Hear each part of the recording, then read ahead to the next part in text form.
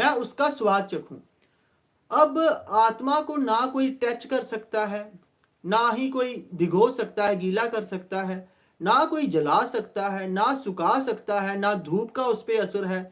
आत्मा जो है वो परमात्मा का अंश है और वो इसी हिसाब से बनाई गई है या बनी है, या परमात्मा इसी हिसाब से बना है। अब परमात्मा का अंश है तो मतलब परमात्मा का कोई हिस्सा है। जैसे ये उंगली मेरा अंश है, इसको अगर मैं काट दूं तो जिस चीज से ये उंगली बनी है मैं भी उसी से बना हुआ हूं, हम कोई अलग अलग नहीं है। सेम जो मेरे अंदर है वो ही इस उंगली में भी होगा, हमारी डीएनए सेम होगी।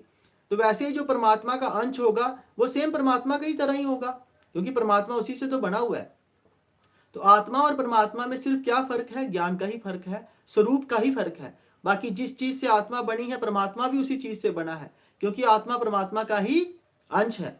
तो अब बात आती है, जो इंपॉर्टेंट बात आती है, जो कृष्ण भगवान हमें कब से समझा रहे हैं लेकिन किसी के पल्ले नहीं पड़ रही।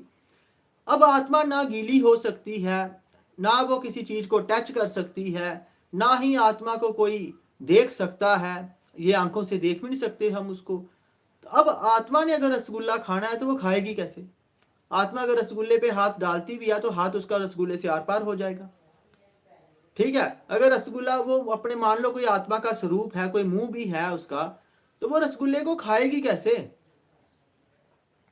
तो आत्मा बड़ी परेशान हुई।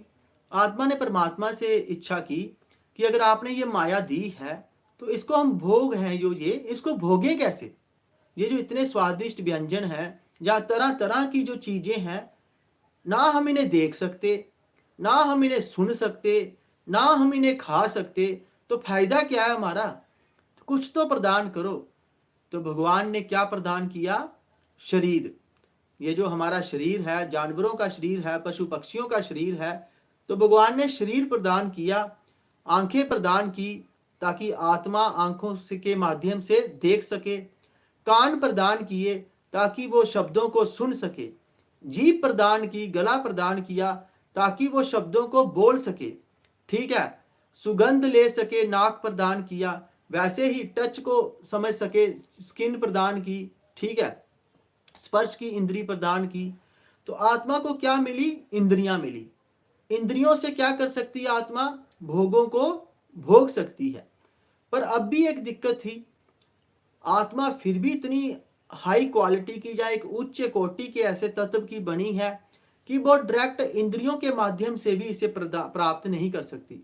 जैसे आजकल एआई का जमाना है, आर्टिफिशियल इंटेलिजेंसी का जमाना है, कोई भी नहीं चाहता कि उसको उठकर टीवी का वो, जैसे पुराने जमाने में टिक टिक करके चैनल चेंज होते थे, वैसे कोई नहीं चाहता, कोई भी नहीं चाहता